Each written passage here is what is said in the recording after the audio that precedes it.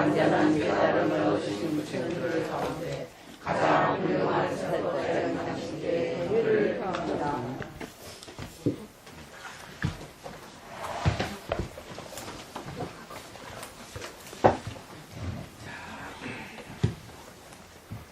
아기에 대해서 얘기를 하다 말았죠.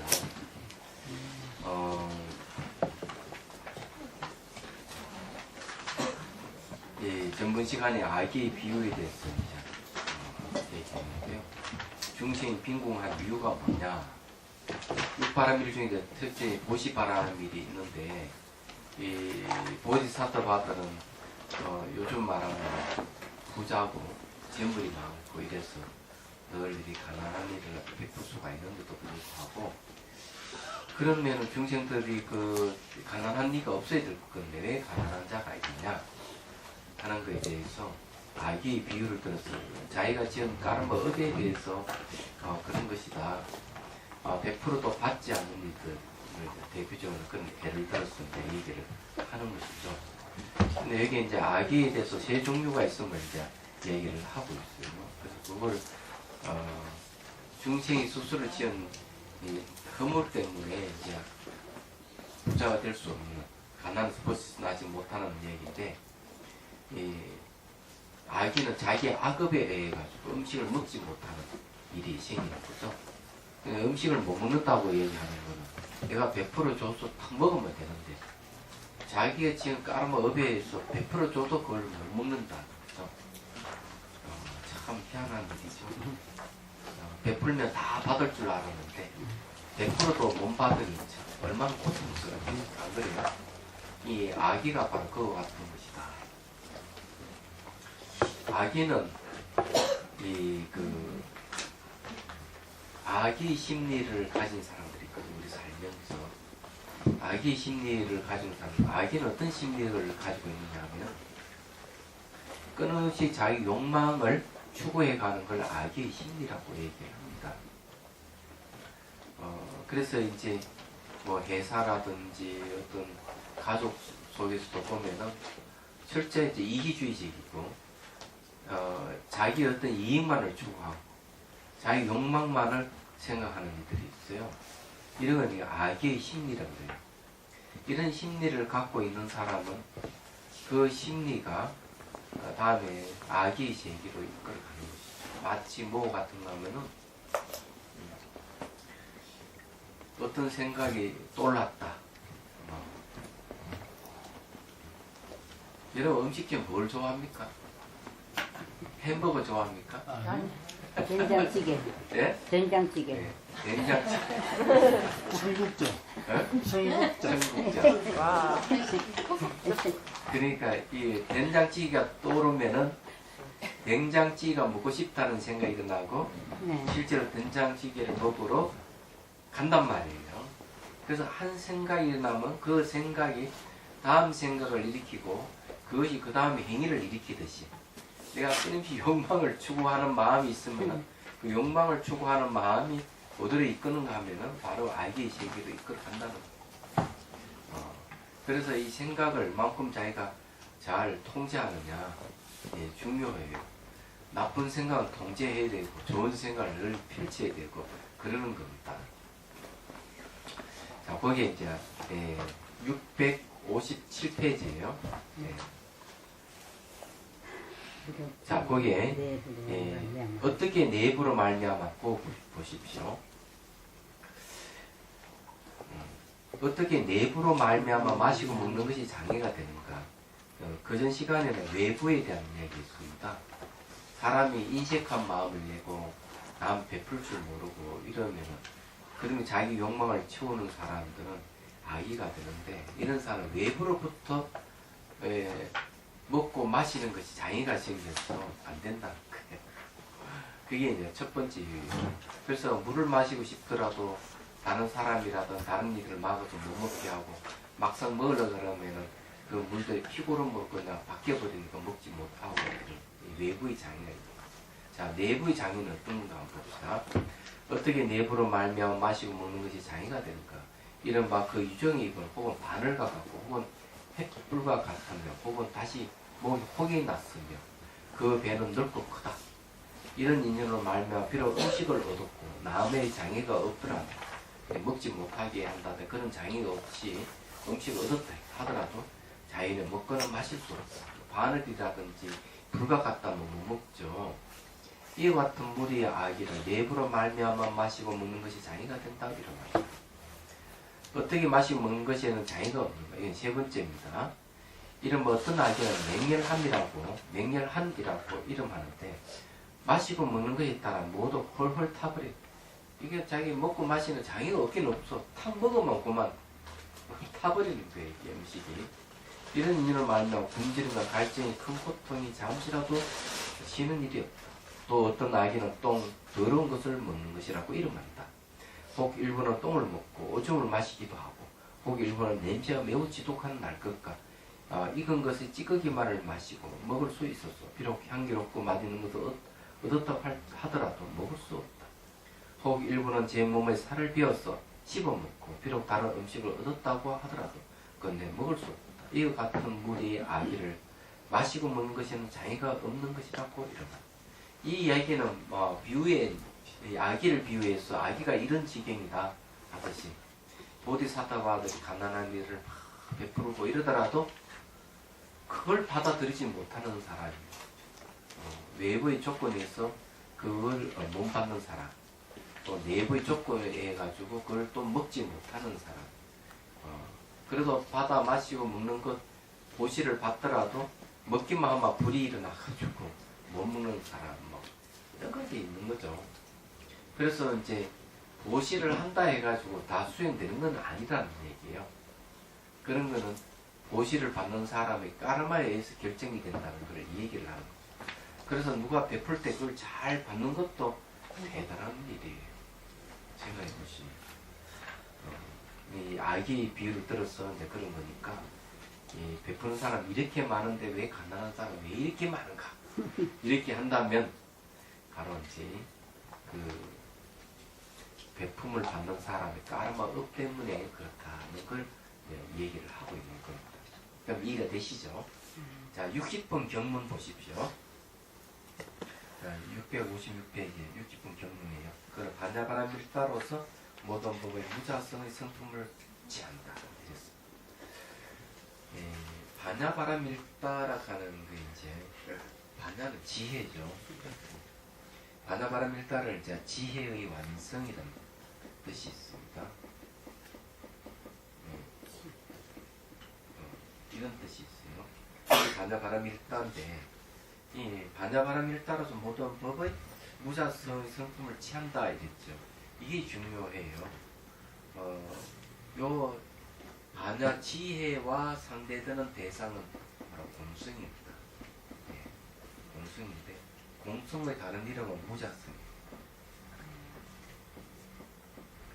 네, 자체 성품이 없는 걸 공성이라고 해요. 지혜는 이 공성을 볼 때 우리는 그걸 보는 마음을 지혜라고 얘기합니다.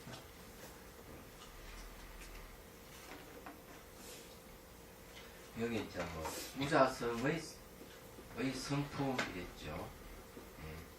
예. 무자성의 성품이 이랬는데 무자성의 성품이든 자성이 없는 무자성이든 뜻이 같지 않나 하는 생각도 합니다. 이야기 공성을 보면 됩니다. 예, 여기에 이제 보면은 무자성 하면은 무자성은 공이고요. 예. 성품하면은 성을 얘기하잖아요. 그리고 공과 성을 붙이면 공성이지. 예, 무자성이 성품은 공성이다. 이렇게.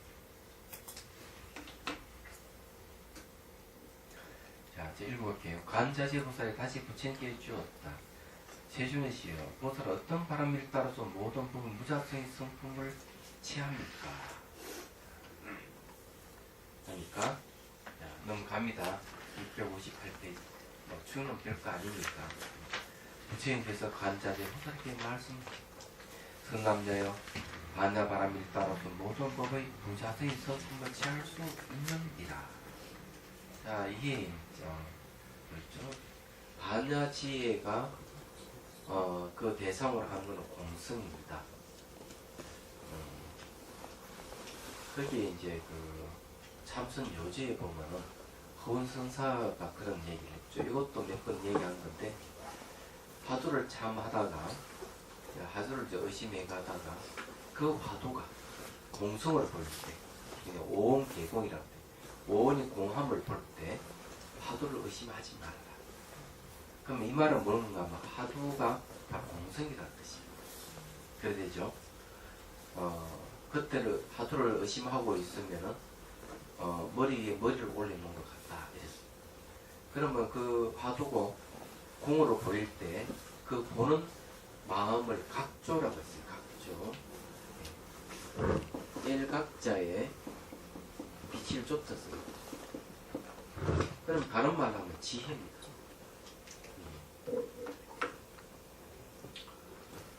그러다가 이제 그 오온이 공함과 그 빛을 보는 각조가 하나가 될 때, 이 하나가 되는 거지. 이 지혜와 공성이 이게 하나가 된다는 거죠. 이게 하나가 될 때 로료상지라는 말이 있습니다. 로료상지. 로료상지. 이 로료라 하는 거는 분명할 로자죠. 료가 두 개 붙었죠. 분명하게 항상 하는 암. 이 바로 깨달음입니다.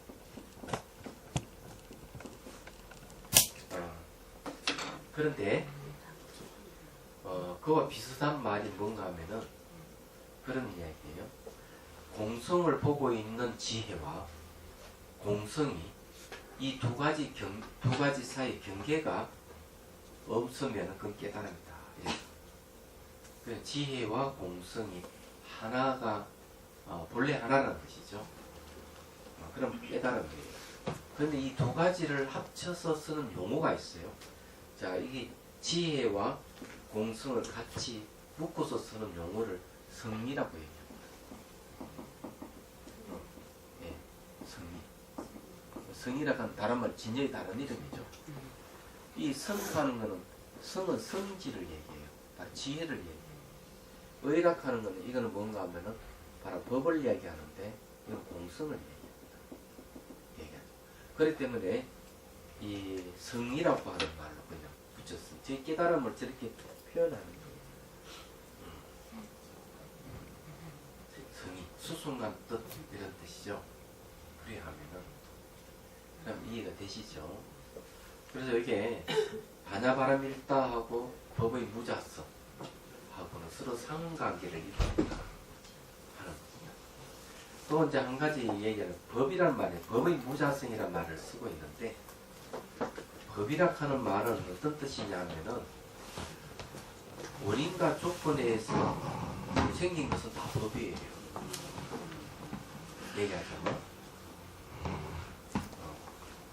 그러면 그 결과물을 얘기하죠. 책상은 법입니다. 그죠? 네. 나무와 목수가 의해서 책상이 만들어졌으니까. 그러나 우리는 법이에요. 부모에 의해서 태어났으니까.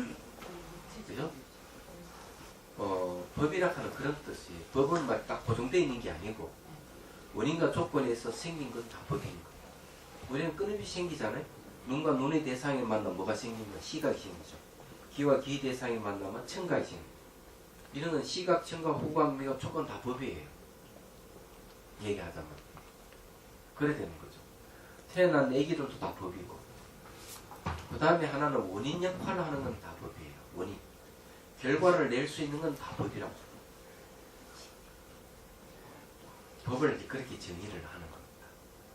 그러면 부모에서 태어난 애기는 법인데 이 아이가 나중에 성장해서 결혼을 하게 되면은 원인 역할을 하기 때문에 그 아이도 법이죠. 그럼 무슨 말 이해가 되시죠? 사물도 그렇고 모든 생명체도 그렇고 모든 것은 여기서 벗어나는 게 아무것도 없어요. 삼남만상 정신적인 현상이든 물질적 현상 다 통틀어서 법이라고 그래요.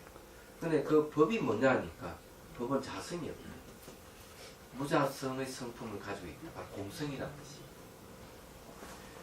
공이라 하는 없다는 소리가 아닙니다. 네. 큰일 나요. 그렇게 보면 그런 허물을 얘기하는 거고 형상 그대로 내재하는 것이 비어있다. 그래서 이게 법의 무자성 성품을 취할 수 있다는 말은 이 말은 무슨 말인가? 이건 여러분 잘 아셔야 돼요. 반야 발음이에요. 반야의 완성. 지혜 하나로서 모든 걸 다 관통한다는 얘기예요. 한 사물을 얘기하는 게 아니다 이거죠. 책상도 무자성, 책도 무자성, 마이크도 무자성, 사람도 무자성, 건물도 무자성, 서울시도 무자성, 대한민국 무자성, 지구가 무자성, 태양계가 무자성, 삼라만성 우주가 무자성, 다 무자성. 그런 뜻이에요. 이걸 잘 아셔야 돼요. 어떤 한 부분을 얘기하는 게 아니다는 말이에요. 그래서 이 지혜락 하는 것은 어떤 부분에도 다 통용이 있는 거예요. 반야락 하는 거예요. 그런데 이 지식은 그렇지 않잖아요. 지식이 서로 통합을 이루고 하지만 어떤 지식은 어떤 지식에 통하지는 않습니다. 지식은 다 통하게 되어 있는 거죠. 그래서 지식은 개별적인 모습을 취할 때 지식이라고 합니다. 예를 들어 시계락한 지식하고 이 컵이라는 지식이 서로 통하지 않지 않습니까? 그렇죠? 그런데 지혜는 다 통하는 거예요. 지혜는 공통된 모습을 취하는 겁니다. 모든 공통된 모습이 뭐냐면 공성이에요. 시계에 비어있는 모습이나 컵에 비어있는 모습 똑같은 거예요. 책에 비어있는 거, 책상에 비어있는 거, 사람이 비어있는 거, 집이 비어있고 서울시, 대한민국, 우주가 비어있는 건 똑같아요. 그 비어있는 것은 공통되는 모습이에요. 그 공통되는 모습을 아는 걸 지혜라고 하는 거죠. 이거 우리 분명하게 이건 개념 정리를 해야 됩니다. 그냥 우리는 지혜하고 그냥 쑥 넘어가고 이러는데 그러면 안 된다.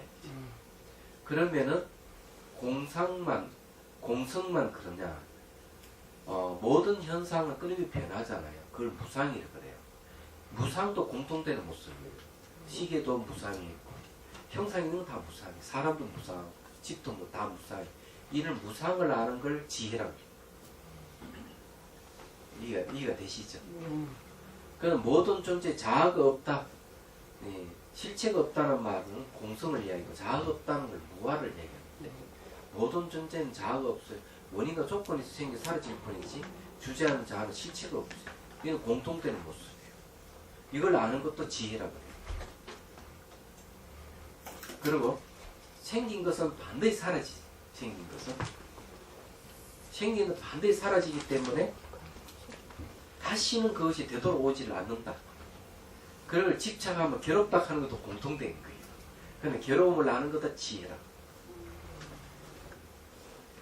이해가 되시죠? 예. 모든 현상이 상호 오존하고 있기 때문에 오존하지 않는 사물은 없어. 그건 공통되는 모습이니까 그걸 아는 걸 또 지혜라고 그래요. 지혜. 이 지혜라는 말은 무슨 뜻인지를 확실히 이해를 하셔야 돼요. 그게 이제 반야바람일이다 이거죠. 그래서 여기에서 얘기하는 게 부처님께서 간자재보살을 얘기하는 거는 반야바람일 따라서 모든 법의 무자성의 성품을 취할 수 있다. 이렇게 얘기하는 거죠. 자, 거기에 원칙소 1번 보십시오. 여러께서 바로 말씀하신 것이다. 제6, 제18암일다의 반야는 제6은 뭔가 하면 반야바람일이고요. 제18암일다는 뭔가 하면 지바람일다죠. 그래서 제6과 제18암일다의 반야는 지혜의 성품이기 때문에 능히 모든 법의 자성 없는 성품을 취한다. 근데 여기서 말하는 자성 없는 성품은 곧 진여로서의 자성 없는 성품이다. 혹은 세 가지 자성 없는 성품이다. 자, 진여로서의 자성 없는 성품이라는 것은 바로 이제 원성시를 얘기하죠. 세 가지 자성 없다 그런 거 뭔가 하면은 병계 소집성의 이라는 상을 이야기 때문에 상 모양의 자성 없어. 의탁이성은 서로 의존해서 생기기 때문에 생을 이야기하는데 태어나는 것, 생기는 건 자성이 없다고 생무자성을 얘기합니다. 그 다음에 원성시를 성은 진역이기 때문에 성이라고 하는데 이 성이도 자성이 없어요. 성이 자체가 무자성이기 때문에 그걸 카테고리로 정할 수가 없어요. 성이도 자성이 없다. 그래서 이제 상무자성, 생무자성, 성이무자성 이 세 가지를 자성 없는 성품이다. 이렇게 얘기하는 겁니다. 상은 알죠? 모양은 자성 없어요. 그래서 기랍치니까. 여러 가지 기랍의 모양이 이러니까 자성이 없죠. 생은 뭡니까? 원인과 조건에서 태어나니까 어떤 독립대 하나가 지속되는 게 아니죠. 뭐가 생겼다 하는 거는 원인과 조건이 생기기 때문에 자성이 없어요.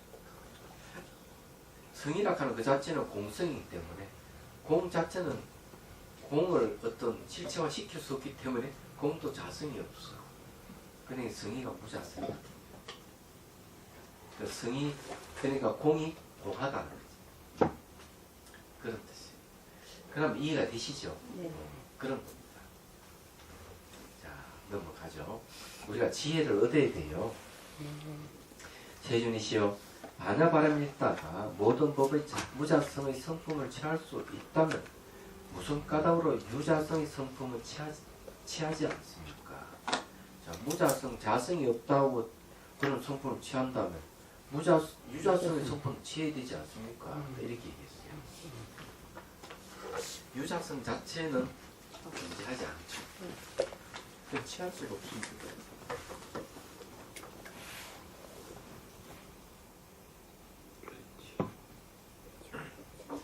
자기가 내가 있다. 내가 있으니까 나는 유자성, 자성이 있는 게 아니냐. 이렇게 하는데 나라고 하고 어떤 자성이 있다고 주장하는 것은요. 몸과 마음이 결합이 됐을 때 나락하는 것을 내세울 수가 있는 것이지 몸과 마음이 해체되어 버리면 나락하는 건 없는 거죠. 그러면 그거는 결국 뭔가 나락하는 걸 임시로 내라고 했을 뿐이고 그걸 어떻게 자성이 있는 나락할 수 있겠어요? 불가능한 거죠. 낯선 비구경이라고 미린다 왕의 무릎이라는 경전이 있어요. 미린다 탕하란 말이다. 그 첫머리에 보면 이제 그에 대한 얘기가 나옵니다. 맨난도로스라 하는 왕은 헤라 왕이에요. 이분 역사적인 인물입니다. 헤라 왕. BC 2세기경의 사람이에요. 얘기하자면 그 전에는 이제 알렉산더 대왕이 아마 장군의 후손이 아닌가 따라왔던 장군이 이제 인도에 나라를 씌웠을 때 그 후손이 아닌가 이러고 알렉산더 대왕은 30인 무렵에 왔죠. 인도로 침입해 와서 제 기억으로는 그러는데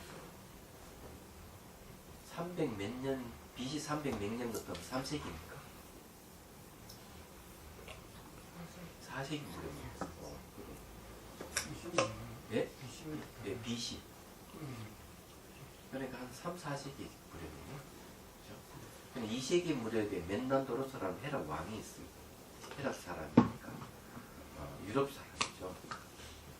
이 사람 변론이 굉장히 뛰어나요. 말을 너무 기가 막히게 잘합니다. 그러니 스님들이 이 왕하고는 대화를 하지 않으려고 합니다. 했다가는 판판이 깨지니까. 그런데 돌리니 나가신다는 스님이 탁 나타나서 대론을 벌입니다. 대론을 벌이면서 이 맨난도로스라 왕을 제압을 해서 불자를 만드는 내용이 그 경전에 나오는 거예요. 2세기경에 성립된 경전이에요. 그 첫머리가 이제 그런 왕이 이제 절에 와서 이 나가시나 스님한테 대론을 벌입니다. 우리 이 대론을 벌자는 데는 우리 이름이나 알고 우리가 대론을 벌여야 되지 않겠습니까? 당신 이름 뭡니까? 난 나가시나. 그럴 때는 뭐 시라시나 뭐 여러 가지 이름이 있지만은 이름에는 인격적 개체, 자락하는 건 없습니다. 이름은 근데 이름일 뿐입니다. 이렇게 딱 얘기를 합니다. 왜냐하면 왕이 물었던 것은 우리가 대화를 하려면 이름이라도 알고 대화를 해야 되지 않느냐 하는 거는 그러니까 대화의 주체를 얘기하는 거죠. 그런데 그 이름에는 대화의 주체는 없다고 이렇게 딱 얘기를 합니다. 그러니까 왕이 막 웃으면서 대중한테 얘기하는 거예요. 아니 분명히 나가신다는 스님이 이름이 있고 분명히 여기에 내 앞에 있는 스님 계시는데 없다고 하니 이거 말이 되느냐 하는 거죠. 그래서 내용이 그런 이야기예요. 머리털이 나가셨납니까? 아닙니다. 눈이 나가셨납니까? 아닙니다. 코가 나가셨납니까? 아닙니다. 심장이 뭐 어떤 몸 신체 이거 쭉 나열을 하니까 나가셨나봐? 아니다. 그러면 아무리 뜯어봐 나가셨는 없지만은 분명히 이 앞에 계시는 분은 도대체 누굽니까? 왜 없다고 얘기합니까? 그죠? 그러니까 이제 이 나가시는 스님이 하는 거예요. 왕은 당신은 이 왔을 때, 절로 왔을 때 뭘 타고 왔습니까? 네, 마차를 타고 왔어요. 그러니까 이제 얘기를 하는 거죠. 네, 마차 바퀴가 마차입니까? 굴대가 마차입니까? 바퀴살이 마차입니까? 아니라는 거죠. 바퀴살 마차도 아니고, 굴대가 마차가 아니고, 바퀴가 마차가 아니고, 쭉 얘기를 하는 거예요. 그럼 마차, 휘장이 마차입니까? 아니고, 말이 마차입니까? 아니고. 그럼 마차가 어디 있습니까? 그러면 전부 다 이렇게 끌어모아가지고, 굴대, 바퀴살, 휘장, 말, 휘장, 다 합하면 마차입니까? 아닙니다. 다 끌어모아도 마차는 아닙니다. 마차라 하는 건 이름이 지나지 않습니다. 딱 이렇게 얘기합니다. 그러니까 그렇지 않느냐? 바로 마차가 없지 않느냐? 마차라 하는 건 이름이 지나다는 뜻이 나가시엔나라 하는 것도 마찬가지로 나가시엔나라 하는 이름이 지나지 않는 것이지 그 이름에 해당하는 인격적 개체로서 자아는 존재하지 않습니다. 이런 얘기를 하고 있는 겁니다. 근데 여기서 이제 말하고는 자성이라고 하는 게 없는 거니까 뭐가 있느냐? 아무 찾아. 이 기가 막힌 이야기죠. 얘기하자면요. 그래서 여기서 왜 유자성의 성품을 취하지 않습니까? 하고 물으니까 그 다음 구절 이렇게 선남자요. 나는 결코 무자성의 성품으로서 무자성의 성품을 취한다고 말하지 않는다. 이야, 이 말은 아주 역설적인 거죠. 그렇잖아요. 무자성 성품으로서 무자성 성품을 취하지 않는다면 당연히 유자성 성품도 취할 수가 없는 것이죠.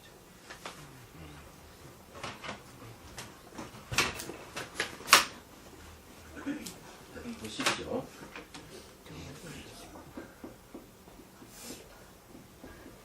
무자성의 성품은 공성이죠. 무자성에는 공이고 성품은 성이니까 공성을 뭐라고 했는가 하면은 무자성의 성품을 취한다고 말하지 않는다. 공성을 가지고 이건 공성이다 이렇게도 하지 않는다 이거죠. 이 말은 무슨 말이냐 하면요. 공성을 다른 예를 들어서 얘기할게요. 대승기신론에 보면 허공에 대한 얘기를 하고 있어요. 허공은 진여가 아니다. 이렇게 이제 얘기를 합니다. 진여가 아니다. 그럼 왜 허공은 진여가 아니다. 이렇게 얘기하는가. 사람들은 어떤 생각을 가지는가 하면 허공을 자아로 여기는 사람입니다. 아무것도 없는 걸 자아로 여기는 사람. 허공을 자아로 여기기 때문에 허공은 진여가 아니고 자아가 아니다고 이렇게 얘기를 합니다. 근데 아무것도 없는 것을 사람들은 그걸 딱 꽁치 지어가지고 자아기로 삼는 거죠. 그러면 이런 게 현대에 있을까 없을까요? 전혀 없다고 생각되죠. 놀랍게도 있습니다. 때를 부수고 없애고 하는 수정을 하는 사람. 그래가지고는 허공이 궁극이다. 자기 자식 때를 부수고 상상을 때를 부수 없애는 거예요. 칼로 막 잘라내고 내장을 끄집어내고 난도질하고 폭탄을 작작 폭발시킨 자기 몸을 그렇게 하는 거예요. 그리고 또 그 다음에 이 별이라든지 지구 이런 걸 갖다가 폭발시키 상상으로 수소폭탄, 원자폭탄 넣고 폭발시키는 우주를 상상입니다. 그래가지고 궁극은 다 사라져 없으니까 호공이다 이렇게 얘기하는 거예요. 이때 이 호공을 절대화 시켰을 때 이걸 갖다가 절대주의라 그럽니다. 그래서 호공을 안고도 취할 거 없기 때문에 자체는 허무주의도 떨어지는 거예요.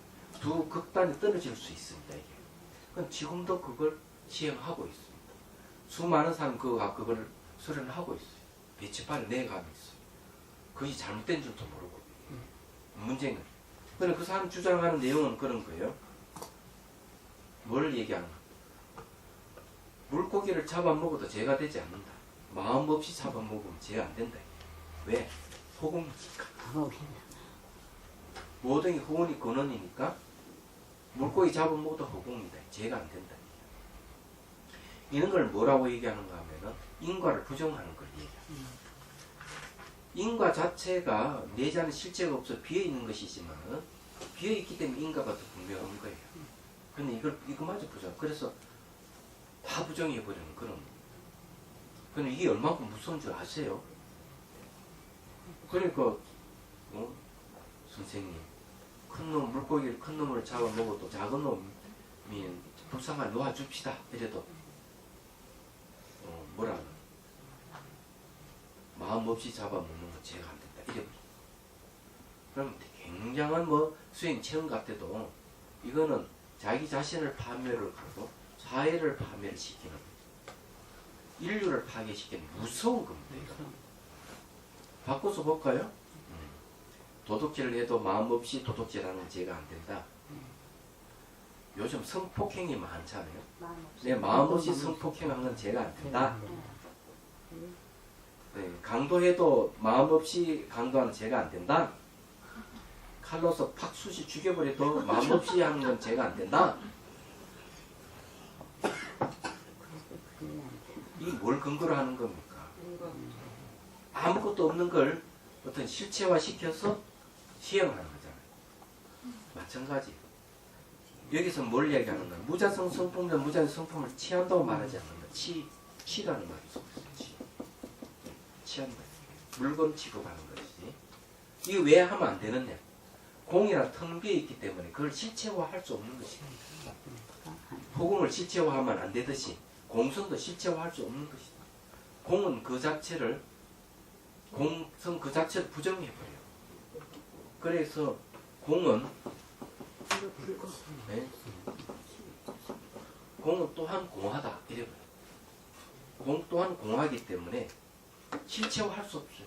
공성을 공성으로서 또 실체화시킬 수 없다. 이 내용은 그런 얘기입니다.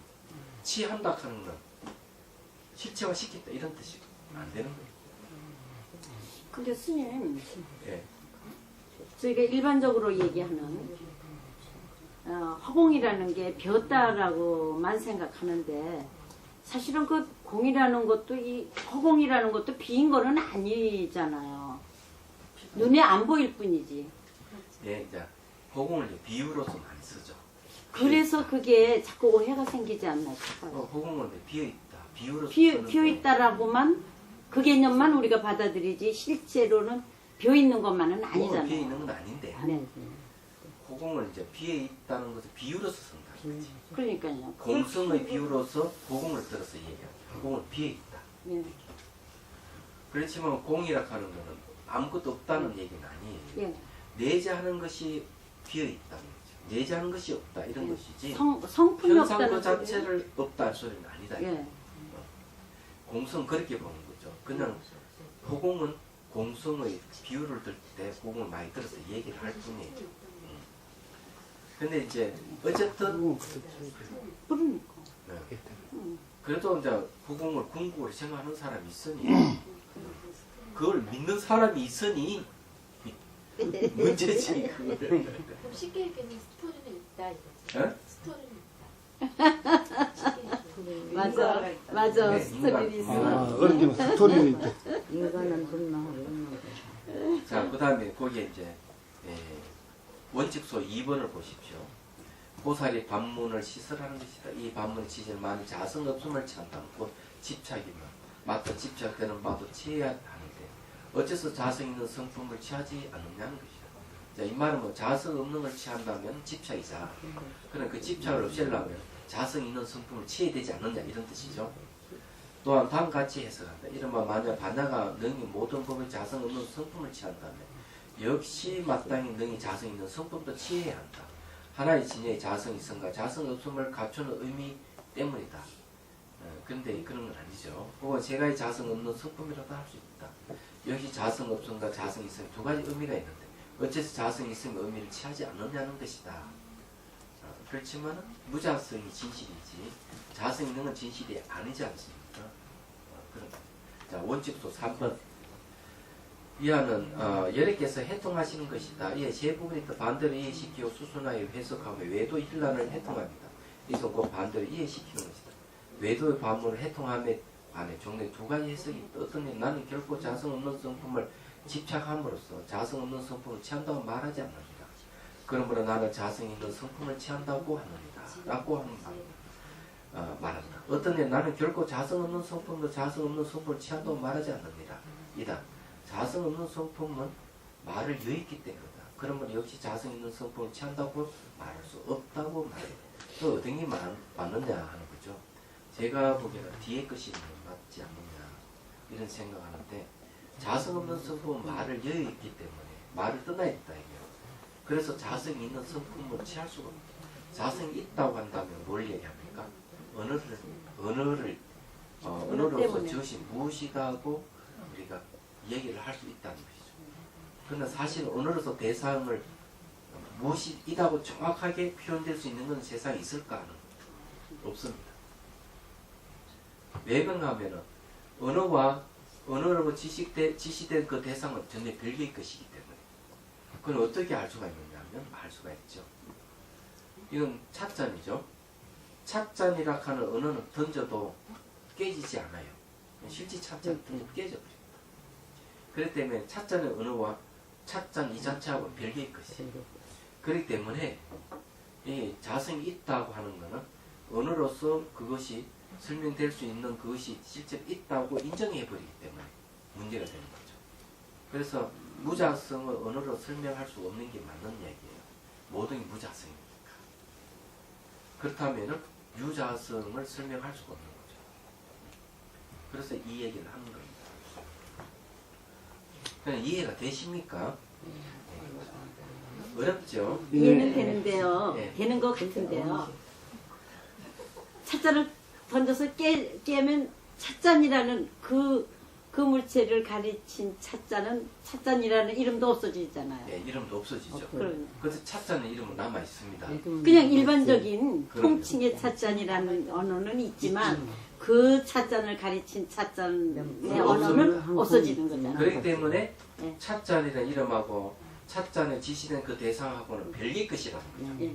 별개의 것이기 그러니까 찻잔이 깨진다면 자성이 없는 건데 언어로서는 자성이 있는 것으로 됩니다. 예. 이 말은 뭔가 하면 언어가 대상을 고정화시키고 분리시키고 스스로 존재하는 것 같이 만들어버려요. 예. 내적 언어의 생각도 마찬가지고 그렇기 때문에 말과 생각을 떠나야만이 진실의 세계, 무자성의 세계, 공성의 세계를 알 수가 있습니다. 그렇기 때문에 언어로서 설명될 수 있는 대상이 정말 있다고 한다면은 그것은 공성하고는 거리가 없는 거죠. 진리가 아니라. 그래서 여기에는 유자성의 성품을 취하지 않는다는 말이 맞는 얘기예요. 그러니까 스님 그냥 어떤 찻잔 대상 없이 찻잔 그러면 다 각자가 생각하는 찻잔의 모양은 다르잖아요. 그게 다 다른데 예, 그게 바로 자성이 없다는 그럼요. 얘기가 되지 않겠어요? 그것도 마찬가지예요. 예. 그 찻잔 이름은 다 똑같아요. 그것도 자기가 상상하는 찻잔의 모양은 다 다르잖아요. 네, 다 자기 다르지만 경험에 의해서 뭐 그러니까. 가지고 있는 거에 의해서 뭐 지금 쓰고 찻잔에는 있는 거. 모양은 다 다르지만 예. 찻잔 이름은 일주가 똑같다는 거예요. 그 말은 대상과 또 그 이름은 별개의 것이다. 이 명확하게 이해를 해야 됩니다. 언어는 단지 지시할 수 있는 하나의 수단이 지나지 않는 것이지 언어가 인식 대상이 되면 안 된다는 거예요. 언어가 인식 대상이 된다 하는 것은 그 대상 고정되어 있고 분리되어 있고 스스로 존재하는 같이 되어 있어 버리는 거죠. 그러면 이제 문제가 생깁니다. 여기서 모든 오해가 다 생기고 그냥 싸움도 여기서 다 일어나요. 말속으로. 여자끼리 싸울 때는 머리카락 쥐고 이렇게 쥐고 땡기고 이렇게 싸우잖아요. 이거 전부 다 언어에서 일어나는 거예요. 남자들이 싸울 때는 이장협착이 싸우거든요. 이런 싸움도 다 알고 보면은 이 언어에 속아서 싸우는 거예요. 오해가 일어나죠. 그러기 때문에 언어가 인식 대상이 되면 안 되고 그 말하는 취지 뜻을 잘 이해하는 게 중요하다. 그럼 예를 들면 진실한 자는 말이 없다는 맞아. 침묵한다. 예. 그거하고 그거 다르지. 네, 통합이 통일. 저거 보면 무건 수행이. 자, 그 다음에 또 봅시다. 3번에 대해서 이제 얘기를 했고, 그죠? 그 다음에 밑에 보십시오. 마지막 구절. 본문 보십시오. 658쪽 마지막 구절에. 그러나 무자성의 성품은 모든 문자를 떠나 스스로 내면에서 정득되는 것이지만 하는 말이 있죠. 무자성 성품 공성은 말이죠. 스스로 이렇게 정득되는 겁니다. 체득되는 거예요. 얘기하자면. 언어로서 표현되는 게 표현은 되긴 되지만은 실은 체득해야 될 문제예요. 그래서 문자든 스스로 내면에 정득되는 것이지만 하는 그 얘기를 한 거예요. 자, 원칙수 4번요. 자성 없는 성품을 수순하여 해석하는 것이다. 이것은 내면에서 정득한 것이다. 그러면 제1권에서 성의제는 모든 명칭, 언어, 사려 분별만이 행하는 명칭, 언어의 경계를 되어 있다. 또한 성의제는 모든 성장 수술 내면적으로 정득하는 바 있고 사려 분별이 행하는 바는 모든 범부가 전전하면서 얻는 바이다. 그러니까 분별해서 얻는 것은 범부들이 하고 내면을 정득하는 것은 성자들이 한단 말이에요. 이 말은 뭘 얘기하는가? 뭐 분별하는 것은 수행이 없다는 거죠. 언어로서 분별하니까. 정득하고 내가 수행을 해서 체득하는 걸 얘기하는 거예요. 또한 육아사지론 제36권에서 또한 모든 보살은 능히 법무하는 자, 법공과 같은 말이에요. 법무자성과 같은 말입니다. 법무에 깊이 들어가는 지혜로 일제법의 말을 예의자성에 대해서 사실 그대로 알고 난 뒤에는 적은 법이거나 적은 풍류라도 분별을 일으킬 것이 없음을 통달하고 오직 그 현상을 취하고 오직 진열을 취할 뿐이며 현상을 취합니다. 형상을 취하는 게 아니라 현상, 나타나는 이미지를 취하고 오직 진열을 취할 뿐이며 이것은 오직 현상이고 이것은 오직 진열이다 라고 생각하지 말고 다만 이치를 행할 뿐이다 라고 말합니다. 자, 이치를 행한다는 말이 뭔가 뜻을 취한다는 것이지 어떤 모양을 취하는 건 아니다 이 말이죠. 이 정득하다는 말이 그런 뜻이에요. 자, 넘어가봐요. 666페이지 본문입니다. 언설과 문자를 버리고는 널리 펴서 말할 수는 없는 것이니 이러한 까닭으로 나는 반야 바람을 읽다가 모든 법의 무자성의 성품을 취할 수 있다고 말하는 것이다. 자, 무자성의 성품을 취할 수 있는 것은 언어로서 취한다는 거예요. 이거는 무슨 말이냐면요. 이건 용수보사의 말을 빌리니까 정확합니다. 속죄와 진죄를 얘기를 하고 있어요. 예, 여러분 잘 알다시피 속죄하는 건 세속의 진리를 얘기합니다. 그럼 진죄는 이제 무자성공을 얘기하기 때문에 출세관이죠. 그러면은 이 진죄는 무자성이기 때문에 말과 생각을 떠나 있고 속죄는 말과 생각으로 이루어진 세계를 얘기합니다. 세속의 진리는 전부 다 언어로 이루어진 세계를. 그런데 말과 생각을 떠난 이 진리를 표현하려면 뭐가 필요합니까? 언어가 필요해요. 예. 그래서 뭘 얘기하는가 하면 진죄와 속죄는 분리되지 않는 거예요. 항상. 그래서 자 용수보살이 뭘 얘기하냐? 말과 생각을 떠난 이 진리를 표현하려면 언어가 필요하다. 이렇게 얘기를 하고 여기서도 그런 거죠. 어느 문자를 버리고는 이 정득한 무자성을 널리 이렇게 말할 수 없다. 말할 수 없기 때문에 이 반야바람 일단 모든 법의 무자성 성품을 취할 수 있는 것은 바로 언어를 통해서 얘기를 하고 있어요. 언어는 하나의 매개체이죠. 그럼 이해가 되죠? 예. 그래도 언어밖에 설명할 수가 없으니까. 그렇죠. 언어가 수단이 됩니다. 예. 대신에 언어가 인식 대상이 되면 안 된다고 얘기합니다. 예. 언어는 인식 대상이 되면 안 되고 언어는 단지 수단으로만 사용해야 됩니다. 이게 중요한 거다. 그 침묵 속에 내가 말하고 있었는데 분명히 내 안에 있는 거잖아요. 네. 근데 그거를 언젠가는 느꼈어요. 내가 안에 정득한 것을 언어를 통해서 표현이 가능하다는 거지. 예, 오도송을 한번 해봐. 그 외에 성가에서 그 이야기 하잖아요. 그지 그 깨달은 걸 알잖아. 신정심에 안 네. 졌습니다. 성가에서는 뭘 얘기하는가 하면은 달을 손가락으로 달을 가리키면 달을 봐야지 왜 자꾸 손가락을 보느냐 하는 얘기가 있어요. 예. 손가락은 언어예요. 달은 뭔가 하면 바로 공성을 얘기하고 그 손가락 따라 보는 마음을 반야로 가는 거예요. 얘기하죠. 보는 마음은 반야고 보여지는 다른 공성을 얘기하고 가리키는 손가락은 어느 문자입니다. 근데 이 어느 문자에 취하면 안 된다 하는 거죠. 예. 이해가 되시죠? 예. 그래 여기서 이야기하는 그런 겁니다. 그래 우리가 진리를 설파하는데 언어는 아주 중요한 수단이 된다는 걸 잊지 말아야 되죠. 그렇지만 언어가 진리는 아니에요. 자 원칙소 1번을 보십시오. 외도의 비판을 풀이하는 것이다. 이른바 외도의 비판이란 만약 언서를 얘기한다면 어째서 앞에서 반야가 능히 무자성 성품을 취한다고 말하는 것인가.